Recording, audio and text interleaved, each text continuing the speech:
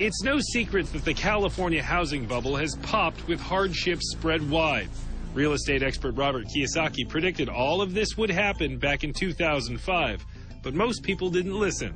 It's the biggest financial bubble in the history of the world. So I have the benefit of traveling the entire world. All markets go up, all markets come down. So the market will come back. But right now it's going to be a sled ride down. It might be down for a long time simply because it's going to take more of a down payment because nobody trusts anybody anymore.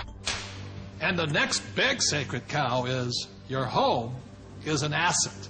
See, in 1997, I wrote in Rich Dad Poor Dad, your house is not an asset. And at that point, every realtor stopped sending me Christmas cards. Because your home is not your asset. Your home is actually your bank's asset if you could read a financial statement. So, Kenny, you own lots of real estate? Yes. Is your home an asset? No, not my personal residence. A lot of people are in trouble today? Yeah. It doesn't produce any revenue. You know, I pay the bank every month. It's the bank's asset. Yeah, what everybody's to tell me, my house has appreciated in value. Again, that's capital gains versus cash flow. And what the people are finding out now that the real estate market has crashed, and this is all over the world, the value of their home has been sucked out. And so now somehow people are upside down because they're really finding out it's a liability because they still have to pay the bank on that mortgage. You know, so let's say they bought a house for $200,000, they still owe $180,000, but the house is only worth $100,000 now. And they're now finding out that your house is not an asset, it's a liability. And I'll tell you, I'm the largest originator of FHA and VA loans in the entire country out of everybody. I rent. What does that tell you? But as an accountant, is a house an asset? Well, no. You know, the bank considers it. You know, they'll say it's an asset, and the financial planners will say it's an asset. But the reality is it's not an asset unless it's putting money in your pocket. And a house just drains money from your pocket. And the thing that one of my little pet peeves is that people say, well, if you own a house, though, you get a deduction for the interest. Yes, but it's money out of your pocket. And the best you can get is 40 cents on the dollar. Okay, so you're given $1 and you get 40 cents back. You're still out 60 cents. It's not difficult math. Your home is shelter. It's a place to raise a family. But it's not an asset that you're ever going to make money on. It's not a financial asset. No, you might make money in an uptrending market, but today the market's trending down. And that's why in 1997, what I said in Rich Dad Poor Dad, your house is not an asset, was heresy. Now people are going, oh my God, I should have listened to him. So I'm not saying don't buy a house.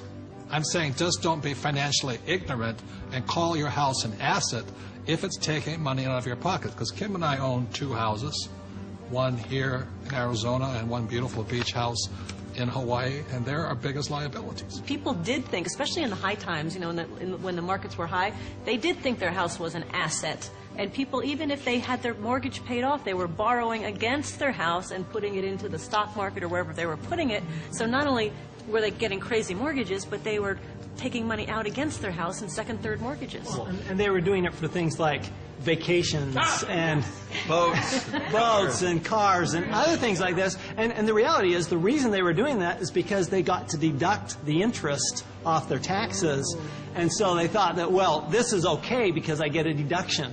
But just because you get a deduction doesn't make it a good thing to do. Well, one of the big mistakes people make is over-improving their house. You know, they put in a $50,000 swimming pool and it brings them $20,000 worth of value. Well, the way I look at it is you just bought a $30,000 babysitter.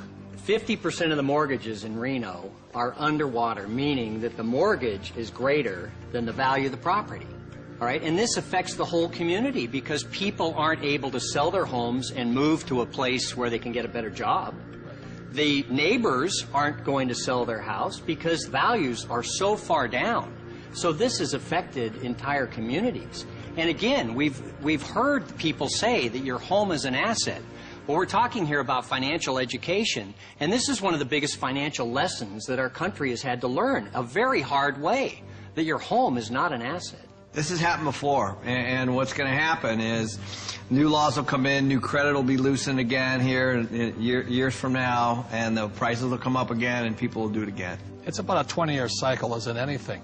The point here is this is the best time to be buying real estate. If you are a first-time home buyer, this is your best time.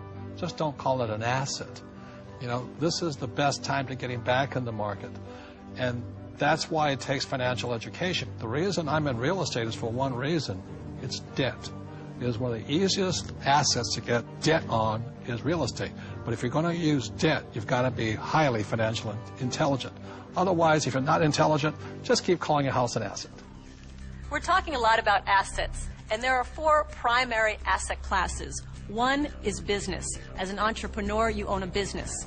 Number 2 is real estate, and we love rental properties that cash flow, real estate that puts money in our pocket every single month.